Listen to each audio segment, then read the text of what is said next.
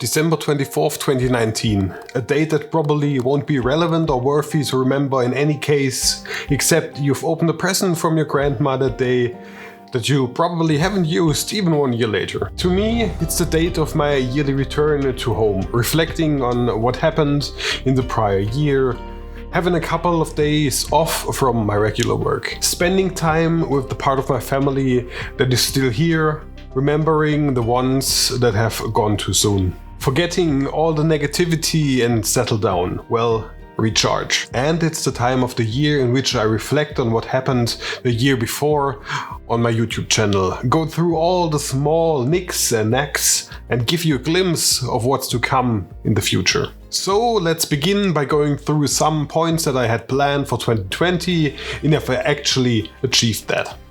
In my first recounting video, I said I wanted to upload more consistently over the next year and planned to actually do at least 2 videos per month.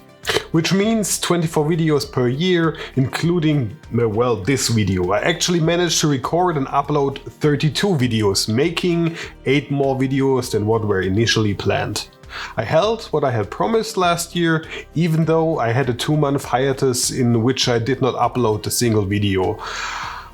Well, I pulled through at the beginning with sometimes even 3 per month. Overall, I'm happy with that. At the end of 2019, I set out to make more videos that included my special skills, and I think I actually, well, I made that happen. I made 5 videos on the topic of commercials and actually how to shoot them, bringing in my real-life experience as a motion designer in an ad agency. And I'm planning to ramp that up even more in 2021. I also made a lot more reviews than in 2019. I made 13 reviews in total, which combines to a total of 121 minutes and 44 seconds. Hey, I made a single movie length worth of reviews. Not bad.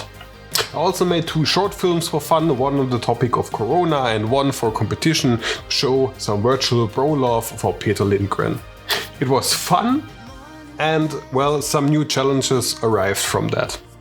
I also shot 2 music videos together with a friend and colleague from work, which were quite a lot of work, but in the end, well, they were worth the work itself. I'm going to link them down in the description below if you want to watch it. I was primarily there for lighting the one video and for some drone shots in the other, and giving some creative feedback while shooting and throwing around different ideas between the 2 of us. I also got my first channel sponsor, which sends me review units of different products that I'm interested in and lets me create everything I want, well, with them without asking anything in return or having a say in the video as well. As such a small channel, I'm really glad to have them actually on board. Now, let's go into stats. In all of 2019, I made a total of 14,158 views on this channel and gathered 125 people who are willing to subscribe to me, as well as 662.8 hours of watch time combined over all my videos. Great start for someone coming from 0 and having no one to actually help. I really dig that. In 2020, I doubled almost everything. I made 35,480 views combined, gathered another 246 subscribers and pushed myself over the 400 subscriber barrier, and my watch time almost tripled to 1,542 hours. That's not bad, but it could have been more. I felt like there was actually a chance to actually break the 500 subscriber barrier, but the short break I took for around 2 months, I guess, killed my momentum. Nonetheless, I am happy with how the channel is progressing, how I am progressing as a YouTuber, and all the small connections I made with different people in the same category. It feels really good knowing that there are other people out there with whom you could connect to and talk about different topics and especially learn from each other. So, what are my plans for the year 2021? I would say let's set them high, real high. Break through the 1,000 subscriber barrier and begin monetizing this channel. This actually means tripling the subscriber count that I have right now and the watch time as well. Is that possible? I hope so. I heard YouTube takes time. Well, let's see how long it actually takes. In case of videos, I at least want another 24 videos per year, which comes down to 2 per month, maybe even more. But this depends on what kind of content I'm going to make and how I'm able to balance it with my real job, as well as the many other free time activities and my relationship. I have already planned 4 more videos, 2 of them are in the pre-production phase, 2 more are in planning. I would also like to collaborate with another YouTuber this year as soon as it is easier to travel, or if not, then at least collaborate in some other more indirect way. And finally, I purchased some more equipment that will not only upgrade my studio setup, but also will up the easiness of producing more content and double as a review unit in the future.